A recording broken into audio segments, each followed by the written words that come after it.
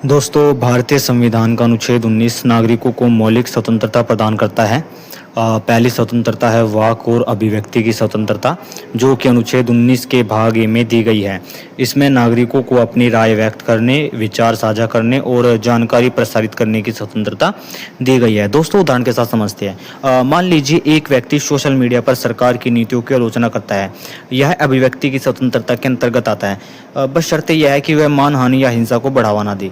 इस पर भी कुछ प्रतिबंध है, जैसे कि सार्वजनिक व्यवस्था, नैतिकता या देश की सुरक्षा के लिए कुछ प्रतिबंध लगाए जा सकते हैं। दोस्तों, अनुच्छेद 19 बी में शांतिपूर्ण और बिना हथियारों के एकत्र होने की स्वतंत्रता दी गई है। जैसे नागरिक बिना हथियारों के शांतिपूर्ण सभाएं या प्रदर्शन कर सकते हैं।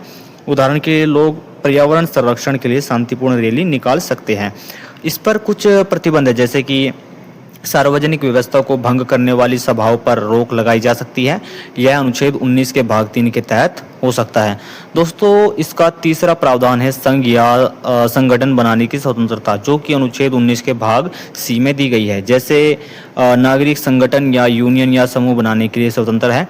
उदाहरण के साथ समझते हैं। मजदूर एक ट्रेड यूनियन बनाकर अपने अधिकारों के लिए आवाज़ उठा सकते हैं।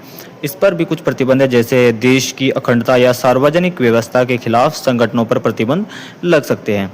दोस्तों, चौथा प्रावधान है भारत में कहीं भी आने जाने की स्वतंत्रता, जो कि अनुच्छेद 19 के भाग डी में दिया गया है। यानी नागरिक देश के भीतर कहीं भी आज़ादी से घूम सकते हैं।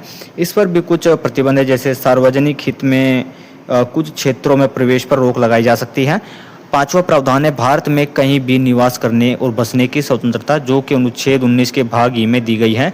यानी नागरिक देश में कहीं भी रहने या बसने के लिए स्वतंत्र है। उदाहरण के लिए एक परिवार शिक्षा और नौकरी के लिए अपने स्टेट से किसी दूसरे स्टेट में बस सकता है। दोस्तों, छठा प्रावधान है व्यवसाय, आजीविका या व्यापार की स्वतंत्रता, जो कि अनुच्छेद 19 के भाग जी में दी गई है कि नागरिक अपनी पसंद का व्यवसाय कर सकते हैं।